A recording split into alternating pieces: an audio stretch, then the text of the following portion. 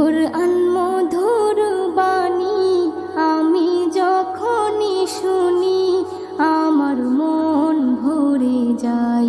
শোনো মুমিন মুসলমান, পড়ে দেখো না কুরআন, কত শান্তি পাওয়া যায়।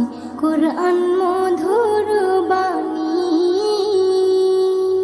প্রতিটি হরফে দশ দশ নেকি আছে, আমলে জমা হয়। পাপের খাতা হতে পাপ যায় তোমার হেঁটে, নেকিতে হয় বোঝাই। এমন বরকতময় মেলে